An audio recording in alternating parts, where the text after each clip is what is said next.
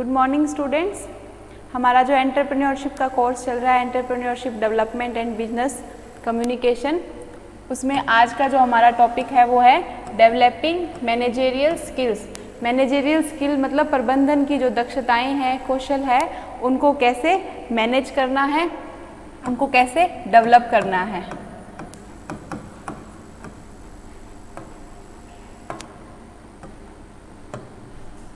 उसके बारे में हम पढ़ेंगे कि प्रबंधनीय कौशल का कैसे विकास करते हैं। आज का जो हमारा लेक्चर है उससे रिलेटेड है। कल की क्लास में हमने बिजनेस की जो स्किल्स थी, बिजनेस लीडरशिप की जो स्किल थी, बिजनेस में जो लीडरशिप के लिए जितने भी स्किल्स होनी चाहिए, कम्युनिकेशन है या जो भी अलग हमने स्किल्स पढ़ी थी, उन सब स्किल्स का एक लीडर में होना ज़रूरी है, उन सब से रिलेटेड हमने डिस्कशन किया था। आज की क्लास में हम मैनेजरियल स्किल्स के बारे में पढ़ेंगे कि उनको कैसे डेवलप किया जाता है। सबसे पहले है कि मैनेजरियल स्किल में कि मैनेजमेंट क्या होता है, मैनेजमेंट की डेफिनेशन के बारे में। तो मैनेजमेंट क्या है? प्रबंधन एक प्रोसेस है, प्रक्रिया है किसकी? प्लानिंग की, मतलब योजना की, ऑर्गेनाइजेशन की, लीडिंग की and controlling the efforts of an organization member and using all other organizational resources to achieve organizational goal। मतलब कि ऑर्गेनाइजेशन, जो भी कोई ऑर्गेनाइजेशन है, संगठन है, उसके जो भी गोल मतलब उद्देश्य निर्धारित किए गए हैं, उन उद्देश्य को निर्धारित करने के लिए वहाँ के ऑर्गेनाइजेशंस के जो मेंबर हैं, मतलब उसके जो सदस्य हैं, और जो ऑर्गेनाइजेशन के रिसोर्सेज हैं, जितने भी संसाधन हैं, उन सबको कैसे यूज़ करना है, उनके लिए प्लानिंग करनी है, ऑर्गेनाइज करना है, उनको उनका नेतृत्व करना है, उनको कंट्रोल करना है, उनके एफर्ट्स को, जितने भी ऑर्गेनाइजेशन मेंबर्स के एफर्ट्स हैं, उनको प्लानिंग के थ्रू, ऑर्गेनाइजिंग के थ्रू, लीडिंग के थ्रू, कंट्रोलिंग के थ्रू कोऑर्डिनेशन, इन सब के सामंजस्य से उनको क्या करना है, उनके एफर्ट्स को कंट्रोल करके, उन रिसोर्सेज को ऐड करके हमें क्या करना है, ऑर्गेनाइजेशनल मतलब उस संगठन के उद्देश्यों को पूरा करने की जो प्रोसेस है, पूरा करने की जो प्रक्रिया है, उसे क्या कहा जाता है? मैनेजमेंट कहा जाता है। अब है जो लूथर गुलिक थे और उर्विक थे, उन्होंने प्रमोट किया था what they call as universal principle बनाए थे उन्होंने ऑर्गेनाइजेशन में रहने के लिए। किसी ऑर्गेनाइजेशन में कैसे मैनेजमेंट किया जाता है उसके लिए उन्होंने कुछ यूनिवर्सल प्रिंसिपल बनाए थे, जो कि 7 थे, जिनको पोस्ट कॉर्ब भी कहा जाता है। पोस्ट कॉर्ब, इसकी फुल फॉर्म क्या है? पी से प्लानिंग मतलब योजना, ओ से ऑर्गेनाइजिंग मतलब संगठन, एस से उसको स्टाफिंग मतलब उनको जो है स्टाफ का कैसे सिलेक्शन करना है, सदस्यता कैसे वो करनी है उसके बारे में, फिर उनको डायरेक्ट करना, उनका निर्देशन करना, उनमें कोऑर्डिनेशन बनाना, सी से कोऑर्डिनेटिंग, देन आर से रिपोर्टिंग, जो कि उसके बारे में होगा कि हमें जो भी ऑर्गेनाइजेशन के जितने भी मेंबर्स हैं वो किसको रिपोर्ट करेंगे उसके बारे में, और फिर बजटिंग, पूरा बजट जो है पूरे ऑर्गेनाइजेशन में जितने भी प्रोजेक्ट्स आएंगे उनको चलाने के लिए सबसे जो मेन ज़रूरी चीज़ है वो क्या है कि बजट की व्यवस्था कैसे करनी है। तो ये जो है पोस्ट कॉर्ब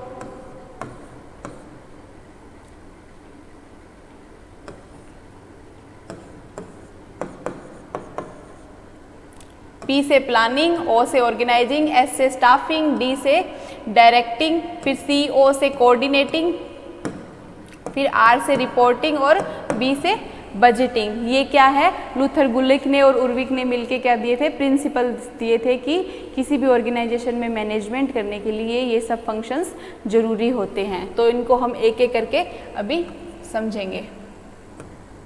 सबसे पहले है प्लानिंग। प्लानिंग के लिए हमने यही पढ़ा था कि प्लानिंग जो है, योजना बनानी बहुत ज़्यादा ज़रूरी है किसी भी ऑर्गेनाइजेशन के लिए। पहले से एक योजना बनानी बहुत ज़्यादा ज़रूरी होती है। उसमें क्या करते हैं हम? पहले से एडवांस में डिसाइड कर लेते हैं कि हमें क्या करना है, what to do, how to do, उस जो भी हम प्रोजेक्ट को कर रहे हैं उसमें क्या क्या काम करने हैं, उनको कैसे करना है, मतलब how to do, when to do, कौन सा काम कब निपटाना है, उसका टाइम निर्धारण करते हैं कि इस टाइम पे ये प्रोजेक्ट का इतना हिस्सा पूरा हो जाना चाहिए, फिर ये टास्क पूरा हो जाना चाहिए। तो वो एक्टिविटीज़ को टाइम के अकॉर्डिंग कैसे करना है, and who is going to do it, कौन उस काम को मतलब स्टाफिंग में स्टाफ जो है हमारे वर्कर्स हैं उनको कौन सा काम असाइन करना है, कौन सा काम किसके द्वारा किया जाएगा, उन सब के लिए जो है एम्प्लॉयज़ हायर करना। फिर जो प्लानिंग होती है वो क्या करती है, ब्रिज करती है a gap between where we are today and where we want to reach. Planning बना लेते हैं तो हमें ये पता चल जाता है कि हम एक योजना के थ्रू ये देख लेते हैं कि हम तो यहाँ हैं पर हमें इस प्लानिंग के अकॉर्डिंग इस वाले रास्ते पे जाना है और अपने गोल तक पहुँचना है। ये हम प्लानिंग बनाते टाइम सेट करते हैं कि हमें इस गोल तक पहुंचना है, तो उस काम को कैसे कैसे करना है, किसके द्वारा वो काम होगा, किस टाइम पे किस काम को हमें अकम्प्लिश करना है, मतलब पूरा करना है, तो ये सब हमें ध्यान रखना पड़ता है। इसके अंदर गोल सेट किए जाते हैं एक ऑर्गेनाइजेशन के पहले से ही एक योजना के रूप में, उसमें हम हमारे जो उद्देश्य हैं, ऑब्जेक्टिव्स हैं, उनको पहले से निर्धारित कर लेते हैं। अब है प्लानिंग के अंदर आगे, it is the basic function of management. Management का ये क्या है, एक बेसिक मतलब साधारण सा आधार है, वो उसका आधार का फंक्शन है, सबसे इम्पोर्टेंट फंक्शन इसको माना जाता है। It deals with choking out of future course of action. इसमें हम क्या करते हैं, पहले से ही हमारे जो एक्टिविटीज़ हैं जो हम फ्यूचर में करने वाले हैं उसके लिए एक प्लान बना लेते हैं, उसके अकॉर्डिंग हम कोर्स ऑफ एक्शन जो है पहले से प्लान कर लेते हैं और उसके अकॉर्डिंग हम फिर क्या करते हैं, सारी एक्टिविटीज़ को करते हैं। एडवांस में हम इसको डिसाइड कर लेते हैं ताकि हमें पता चल जाता है कि मोस्ट अप्रोप्रिएट जो उचित हमारा कोर्स ऑफ एक्शंस क्या हैं जिनको हमें टाइमली कंप्लीट करना है। फिर है it is an exercise in problem solving and decision making. इससे हमारी प्रॉब्लम सॉल्व भी हो जाती है कि हमें पता चल जाता है कि बाद में ऐसे एकदम से नहीं सोचना पड़ता है कि अब क्या करना है। हमारे पहले से ही ये 3-4 काम की जो है एक सूची बनी होगी, तो हमें पता होगा कि तीसरे नंबर पे कौन सा काम करना है। ये ख़त्म होने के बाद हमें यहाँ आके सोचना नहीं पड़ेगा कि इस काम को कंप्लीट होने के बाद हमें कौन सा काम करना है। तो ये पहले से अगर हम एडवांस में एक कोर्स ऑफ एक्टिविटीज़ बना के रखेंगे तो हमें थोड़ा सुविधा हो जाएगी। 10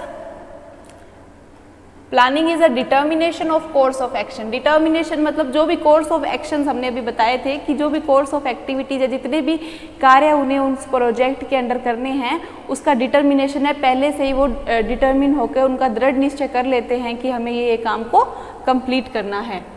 planning is a systematic thinking about ways and means of accomplish a predetermined goals.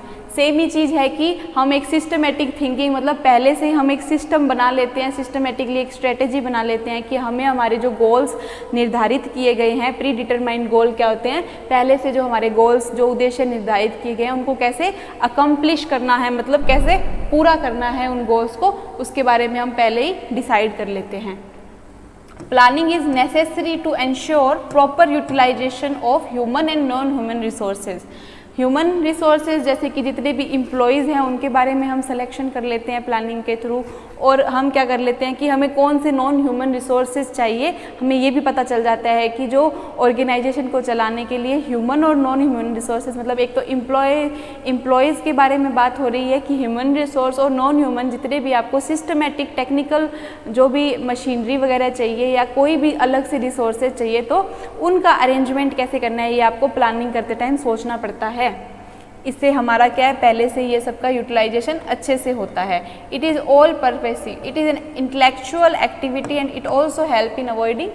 बाद में क्या होता है, प्लानिंग कर लेने से मैंने अभी बताया कि यहाँ आके आप कंफ्यूज नहीं होगे कि हमें आगे क्या काम करना है, तो ये क्या करता है, कन्फ्यूज़न को दूर करता है। अनसर्टेनिटीज़ क्या होती है, अनिश्चितता, मतलब हम किसी चीज़ के लिए निश्चय नहीं है तो हम उस अनसर्टेनिटी को प्लानिंग बना के अच्छे से हमारी प्लानिंग होगी किसी चीज़ की तो हमें पता रहेगा कि हम किसी चीज़ के लिए अनिश्चित नहीं होंगे। हमें एट द लास्ट टाइम हमें बीच में आके ऐसे नहीं करना पड़ेगा कि हम अब कुछ कर नहीं सकते या हमें कुछ समझ नहीं आ रहा है। तो हमारा प्रॉपरली अगर हर चीज़ को योजना बना के चलेंगे तो वो हमारे टारगेट्स को पूरा करने में बहुत ही सही रहेगा।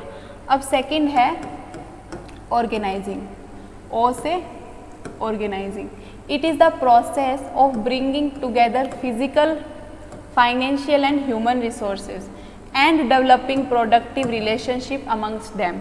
मतलब एक तो फिजिकल, ह्यूमन रिसोर्सेज और जो फाइनेंशियल है इन सबको एक साथ लाना और इनमें क्या है, रिलेशनशिप्स मतलब इनकी आपस में सामंजस्य ऐसा बिठाना जिससे कि एक प्रोडक्टिव रिलेशनशिप, मतलब सभी मिलकर क्या करें, उत्पादन की ओर आगे बढ़े। मतलब अच्छे से अच्छा उत्पादन करने के लिए हमें क्या चाहिए, एक तो फिजिकल हेल्प चाहिए, फाइनेंशियली हम स्ट्रॉन्ग होने चाहिए और हमें एम्प्लॉयज़ चाहिए ताकि हम उन सबको एकत्रित करके क्या कर सके, प्रोडक्टिव रिलेशनशिप हो उनकी, और हम इसके थ्रू अपने ऑर्गेनाइजेशनल गोल, जो भी हमारे ऑर्गेनाइजेशन के गोल्स सेट किए गए हैं, उनको पूरा कर सके।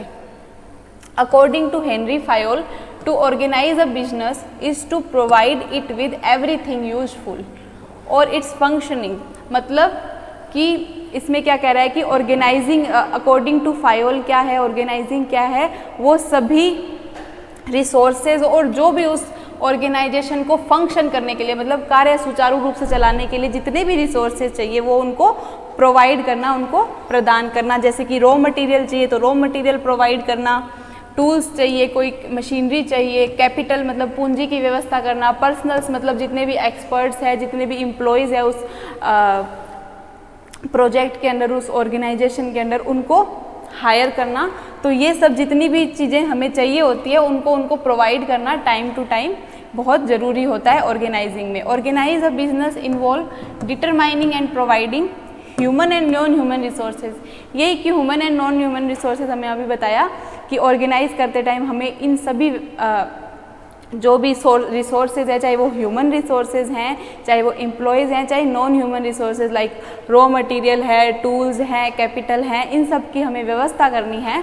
तो एक ऑर्गेनाइज करते टाइम हमें इन सब चीज़ों की व्यवस्था उनको करके देनी होती है।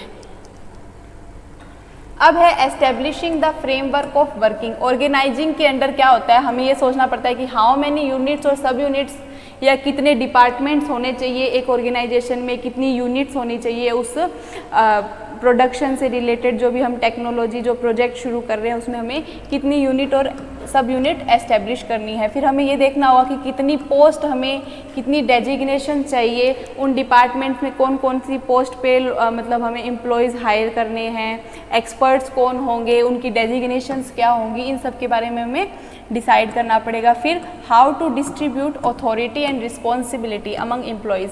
एम्प्लॉयज़ को किस टाइप की अथॉरिटी देनी है, किसको हायर अथॉरिटी पे रखना है, किसको उनके अंडर वर्कर्स रखना है, और उनको क्या क्या रिस्पॉन्सिबिलिटी, क्या क्या जिम्मेदारी देनी है हमें, उसके बारे में भी ऑर्गेनाइज करना पड़ेगा। Once these decisions are taken, जब अगर ये जो डिसीजन सारे बन जाएंगे तो जो ऑर्गेनाइजेशन की स्ट्रक्चर है वो पूरी तरह से क्या हो जाएगी, तैयार हो जाएगी थ्रू ऑर्गेनाइजिंग।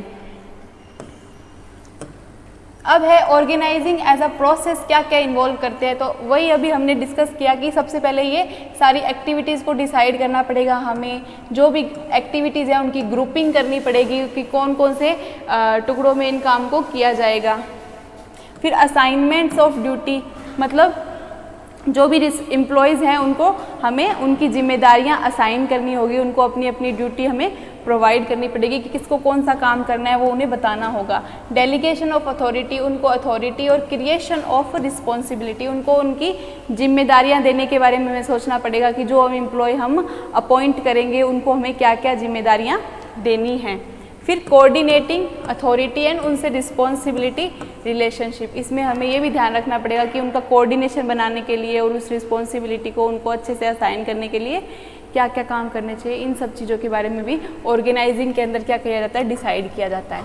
अब है थर्ड एस से स्टाफिंग। स्टाफिंग कैसे की जाती है, रिक्रूटमेंट किया जाता है, उनको सेलेक्ट किया जाता है, मतलब रिक्रूटमेंट निकाली जाती है, पोस्ट निकाली जाती है उस के लिए कि हमें इन पोस्ट पे हमें क्या चाहिए, एम्प्लॉयज़ चाहिए, काम करने वाले वर्कर्स चाहिए, और उनकी क्या क्या क्वालिफ़िकेशन होनी चाहिए, उसके अकॉर्डिंग हम उनको सेलेक्ट करते हैं, उनको फिर हम अपॉइंटमेंट देते हैं, और उनका फाइनली हमें क्या किया जाता है, सिलेक्शन किया जाता है उस ऑर्गेनाइजेशन के लिए एम्प्लॉयज़ का। फिर उनको हम ड्यूटीज़ देते हैं, मेंटेन क्या करते हैं, कोऑर्डियर रिलेशनशिप, उनके साथ कोऑर्डियर रिलेशनशिप मतलब अच्छा व्यवहार बनाने की कोशिश करते हैं, और इसके ज़रिए हम उनका एम्प्लॉयज़ का बहुत अच्छे से ध्यान रखते हैं। अगर उनको कोई प्रॉब्लम आती है तो उसको भी हम ध्यान रखते हैं। अब है ट्रेनिंग एंड डेवलपमेंट, जो भी एम्प्लॉयज़ आएंगे, जो हमने उनको रिक्रूट किया है, उनको अपॉइंट किया है उनकी क्या कराई जाती है, ट्रेनिंग कराई जाती है, उसके द्वारा उनमें कौशल का विकास किया जाता है उन एम्प्लॉयज़ का, और उनकी रिम्यूनरेशन डिसाइड करते हैं, प्रमोशन कब करना है वो डिसाइड करते हैं, या इंक्रीमेंट कब लगाना है उन स्टाफ का, कब कब इंक्रीमेंट, अगर मंथली इंक्रीमेंट है या ईयरली इंक्रीमेंट है उसके अकॉर्डिंग, उनकी परफॉर्मेंस के अकॉर्डिंग उनका प्रमोशन किया जाता है। तो ये सब जो चीज़ें हैं वो किसके अंदर ध्यान रखी जाती है, स्टाफिंग के अंदर। Evaluating their performance, yearly basis पे अगर उनकी ईयरली आप उनकी परफॉर्मेंस को इवेल्युएट मतलब उनका मूल्यांकन कर रहे हो, या फिर 6 मंथ से कर रहे हो, या फिर ईयरली या फिर मंथली भी कर रहे हो, तो उन सब चीज़ों का भी हमें ध्यान रखना पड़ता है कि सबकी परफॉर्मेंस कैसे चल रही है उस बिजनेस में, उसको टाइम टू टाइम इवेल्युएट करते रहना। It is the function of managing the organization structure, इसमें भी ऑर्गेनाइजेशन के स्ट्रक्चर को मैनेज किया जाता है। आजकल स्टाफिंग का बहुत ज़्यादा इम्पोर्टेंट जो रोल बढ़ गया है, मतलब इसकी इम्पोर्टेंस जो है थोड़ी और ज़्यादा बढ़ गई है, क्योंकि एक तो टेक्नोलॉजी एडवांस हो गई है, टेक्नोलॉजी एडवांस हो गई है तो हमें जो स्टाफ है बहुत अच्छे से उनको अपॉइंट करना पड़ता है, रिक्रूटमेंट की जो क्वालिटीज़ को देख के, उनके सारे परफॉर्मेंस को देख के उन्हें हमें सेलेक्ट करना पड़ता है। एक उनकी साइज बढ़ गई है बिजनेस की साइज़ बढ़ जाती है तो एम्प्लॉयज़ और ज़्यादा चाहिए, वो भी टेक्निकल, उनको टेक्नोलॉजी का नॉलेज होना चाहिए, उसके अकॉर्डिंग उनका सिलेक्शन करना पड़ता है। तो स्टाफिंग वाले पॉइंट पे आजकल बहुत ज़्यादा ध्यान दिया जाता है। और कॉम्प्लेक्सिटी ऑफ ह्यूमन बिहेवियर, जितने ज़्यादा कर्मचारी होंगे उतनी ज़्यादा उनमें कॉम्प्लेक्सिटी आ जाएगी। बहुत सारे लोगों में जो भी उनके बीच में कभी कभी कॉम्प्लेक्स बिहेवियर हो जाता है, कोई बात हो जाती है, तो उन सब चीज़ों को ध्यान में रखते हुए स्टाफिंग वाले बिंदु पे बहुत ज़्यादा ध्यान दिया जाता है जब भी कोई मैनेजमेंट का फंक्शन होता है। तो इसमें सबसे ज़्यादा इम्पोर्टेंट, क्योंकि उसके एम्प्लॉयज़ ही उस काम को आगे बढ़ाने के लिए सबसे ज़्यादा इम्पोर्टेंट होते हैं। फिर मेन पर्पज़ होता है कि put right man on right job, मतलब right man on right job मतलब सबको अपने अपने जो बंदा जिस काम के लिए हायर कर रहे हैं हम, वो उसमें पूरी तरह से एफिशिएंट होना चाहिए, उसको पूरा नॉलेज होना चाहिए। Square pegs in square holes, मतलब जो चौकोर खूंटे होते हैं वो चौकोर छेद में ही डाले जाते हैं, उनको राउंड छेद में हम डालने की कोशिश करेंगे, गोल छेद में डालने की कोशिश करेंगे तो वो फिट नहीं आएंगे। राउंड पैग्स को हम राउंड होल्स में डालेंगे, मतलब जो राउंड गोल खूंटे होते हैं उनको गोल छेदों में ही डाला जाता है। तो इनका कहने का मतलब है कि जो आदमी जिस काम के लिए परफेक्ट है, जो भी आप एम्प्लॉय को हायर कर रहे हो उसको उस काम में उसका बहुत ज़्यादा नॉलेज होना चाहिए, उसको एक्सपर्ट होना चाहिए उस काम में, और सही इंसान को, सही एम्प्लॉय को सही हमें काम प्रोवाइड करना चाहिए अकॉर्डिंग टू हिज क्वालिफिकेशन। अब है स्टाफिंग में क्या क्या आता है। मैन पावर की प्लानिंग करनी है हमें कि कहाँ से हमें वो पर्सन को सर्च करना है, उसको चूज़ करना है और उसको गिविंग द राइट प्लेस, और उसको जो जॉब हमें देनी चाहिए, जो उसका स्थान है, जो उसकी क्वालिफिकेशन है, उसके अकॉर्डिंग हमें उसको उसका स्थान देना है। फिर रिक्रूटमेंट इसके अंदर आता है। सिलेक्शन एंड प्लेसमेंट की बात हमने कर ली कि उनका सिलेक्शन किया जाता है, सही जॉब उनको प्रोवाइड की जाती है जिस सीट के अकॉर्डिंग वो काबिल है। फिर उनकी ट्रेनिंग कराई जाती है, उनको उनमें मैनेजरियल कैपेसिटी डेवलप की जाती है। रिम्यूनरेशन, उनको पेमेंट कैसे करनी है, उनका परफॉर्मेंस को मूल्यांकन किया जाता है, उनके प्रमोशन और ट्रांसफ़र टाइम टू टाइम होते रहते हैं। तो ये सब किसके अंदर आता है, स्टाफिंग वाले पॉइंट के अंदर कवर होता है। अब है डायरेक्टिंग, उनको निर्देशन कैसे करना है। गिविंग डायरेक्शन और इंस्ट्रक्शंस टू एम्प्लॉयज़, उनको समय समय पर क्या दी जाती है, दिशा दिखाई जाती है, उनको प्रॉपर जो है डायरेक्शन दी जाती है, उनको इंस्पायर किया जाता है, उनको इंस्ट्रक्ट किया जाता है, मतलब गाइड किया जाता है। सारी एक्टिविटीज़ करते टाइम उनको प्रॉपर गाइडेंस मिलती है। लीडरशिप क्वालिटीज़ आर रिक्वायर्ड, जो उनका बॉस होगा, जो उनके मेन जो कि लीडर होगा, उसमें लीडरशिप क्वालिटीज़ होनी चाहिए ताकि वो सभी एम्प्लॉयज़ को अच्छे से गाइड कर पाए। फिर motivating employees by providing monetary and non monetary incentives. Monetary तो उनको टाइम टू टाइम आप पेमेंट कर रहे हो, टाइम टू टाइम उनको उनकी सैलरी मिल रही है, और नॉन रिम्यूनरेटिव मतलब इंसेंटिव्स हो जाते हैं, जैसे उनका एप्रिसिएशन दे दिया, कोई रिवॉर्ड दे दिया, उनकी जो भी काम है उसको आपने रिकॉग्निशन दे दिया, तो ये सब नॉन मॉनेटरी इंसेंटिव्स में आ जाते हैं। फिर communication with them at regular intervals, time to time उनसे हर 1 महीने के बाद आप उनसे अच्छे से कम्युनिकेट करो, उनकी प्रॉब्लम्स, उनको जो भी उनके मतलब काम करने में उनको प्रॉब्लम्स आ रही है टेक्निकल, उसके बारे में आप उनसे डिस्कशन करो ताकि आपको पता चलता रहे कि वो किस पोजीशन पे अच्छे से काम कर रहे हैं या नहीं। It is that part of managerial function which actuates the organization methods to work efficiently for achievement, मतलब ऑर्गेनाइजेशन गोल को पूरा करने के लिए बहुत ही इंपॉर्टेंट फंक्शन है। किसी भी ऑर्गेनाइजेशन के फंक्शन को पूरा करने के लिए डायरेक्टिंग जो है, उनको निर्देशन करना बहुत ही ज़रूरी हो जाता है।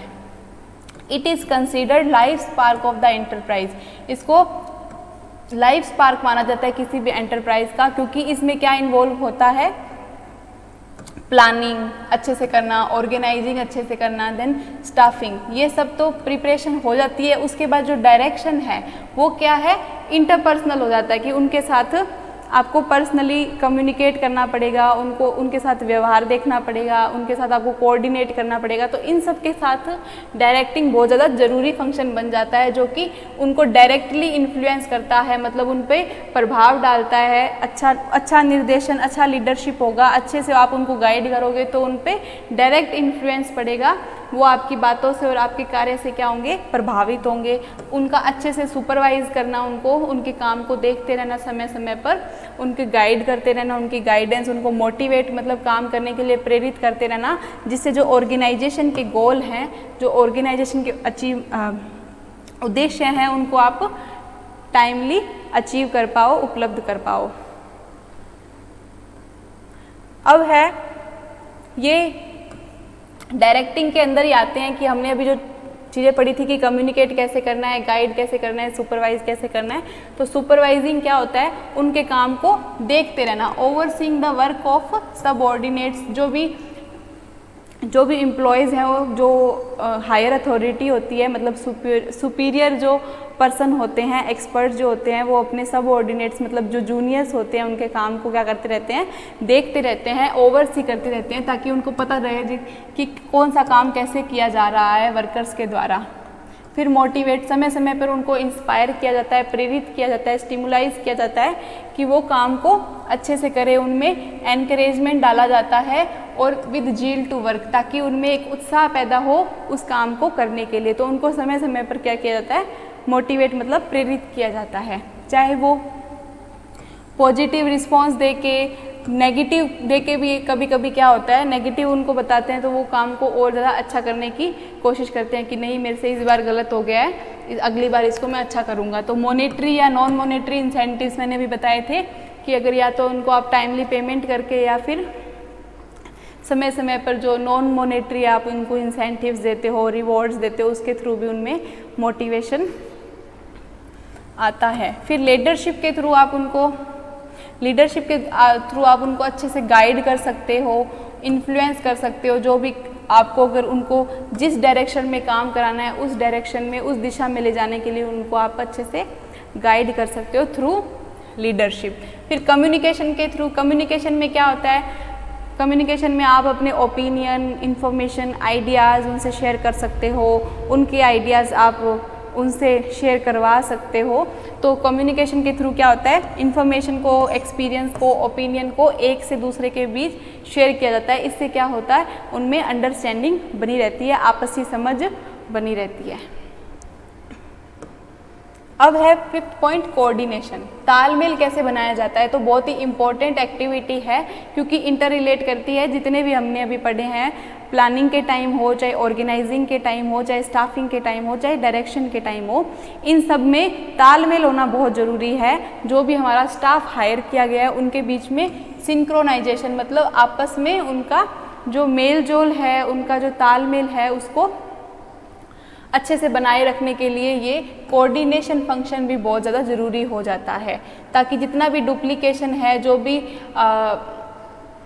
रॉन्ग चीज़ें हो रही है कंपनी में, उसको दूर किया जा सके। अगर कोई प्रॉब्लम्स आ रही है ह्यूमन बिहेवियर के, आपस में कॉम्प्लेक्सिटी आ रही है, उनमें आपस में व्यवहार अच्छा नहीं है, तो उसको टाइम टू टाइम सॉल्व करके देखा जाए। It aims at securing timely cooperation between various units and employees. जितनी भी यूनिट्स हैं उनके बीच में आपस में सहयोग बना रहे, आपस में तालमेल बना रहे, तो ये इससे क्या होता है, टाइमली आप क्या कर पाओगे, अपने ऑर्गेनाइजेशन को सेव कर पाओगे और जो भी है जो वर्कर्स हैं उनके बीच में और जो यूनिट्स हैं उनके बीच में क्या कर पाओगे, कोऑपरेशन मतलब सहयोग की भावना को बढ़ा पाओगे। नेक्स्ट है रिपोर्टिंग। रिपोर्टिंग क्या होता है कि इसमें क्या होता है, प्रिंसिपल क्या है कि जो भी एग्जीक्यूटिव डायरेक्टर होता है उसको वो पर्सन अपॉइंट करना पड़ता है जो टाइम टू टाइम उसको पूरी कंपनी की क्या है खबर जो है आके देता रहे, उसे पता चलता रहे कि कंपनी में क्या हो रहा है, वो सब उसे पता चलता रहे टाइम टू टाइम। ऐसे इंसान को अपॉइंट करता है जिससे क्या होता है, टाइमली कंट्रोल हो जाता है, जो भी ऑर्गेनाइजेशन है उसमें जितनी भी एक्टिविटीज़ हैं उनका क्या हो जाता है, टाइमली आप कंट्रोल कर पाते हो। आपको टाइम टू टाइम सारी न्यूज़ मिलती रहती है, सारी इन्फॉर्मेशन मिलती रहती है, तो अगर कुछ गड़बड़ हो रही है तो उसको आप अच्छे से कंट्रोल कर पाते हो। It includes keeping himself and his subordinates inform through reports and inspection. Timely आप उनका इंस्पेक्शन कर सकते हो। कोई न्यूज़ आपको मिली कि कंपनी में कुछ गड़बड़ हो रही है तो आप उसको अच्छे से रिपोर्टिंग कर सकते हो और इसे आप अपने सबऑर्डिनेट्स मतलब जो भी जूनियर्स है, सीनियर्स है, उनको आप अच्छे से बता पाते हो कि ये सूचना आई है और उनको टाइमली सभी ऑफिस के यूनिट्स में सभी एम्प्लॉयज़ तक वो बात को, इन्फॉर्मेशन को पहुंचाने के लिए एक अपॉइंट किया जाता है एग्जीक्यूटिव के द्वारा, ताकि एक इंसान जो कि सबको सारी इन्फॉर्मेशन टाइम टू टाइम पहुंचा सके। बजटिंग क्या होता है, जितने भी 6 हमने पोस्ट कॉर्प पढ़े ये सब अधूरे किसके बिना है, बजटिंग के बिना। आपके पास पैसे ही नहीं हैं तो जो जितनी भी पुराने फंक्शन है उसका कोई मोल नहीं रहता है, इसलिए बजटिंग करना बहुत ज़्यादा ज़रूरी हो जाता है। Without which rest of 6 principles क्या हो जाएंगे, पूरे नहीं हो पाएंगे, आप उनको अचीव नहीं कर पाओगे। जैसे कि फिस्कल प्लानिंग मतलब जितनी भी राजकोषीय योजना है, कैसे आपको बजट का प्रबंध करना है, कैसे आपको फाइनेंशियली इन्वेस्टमेंट्स करवाने हैं, अकाउंट कैसे मैनेज करना है, कैसे आपको वित्तीय व्यवस्था को कंट्रोल करना है, उसका संचालन करना है, तो ये सब चीज़ें बजटिंग के अंदर आ जाती है, जिसके बिना ऊपर के 6 नियम जो हमने पढ़े, 6 फंक्शन जो पढ़े वो अधूरे रह जाते हैं, उनको हम अचीव नहीं कर पाते हैं। इसलिए बजटिंग भी बहुत ज़्यादा इम्पोर्टेंट फंक्शन है। तो आज हमने कौन कौन से पढ़े, एक तो बजटिंग, फिर reporting, coordinating, directing, staffing, organizing और प्लानिंग। इसको ऐसे ही याद करोगे तो आपको पॉइंट्स याद रहेंगे और पॉइंट्स याद रहेंगे तो उसके अंदर आपको थोड़ा थोड़ा समझ के आपको एक बड़ा क्वेश्चन भी आए तो उसको आप अच्छे से हैंडल कर पाओगे। आज की क्लास को हम यहीं ख़त्म करते हैं। Thank you.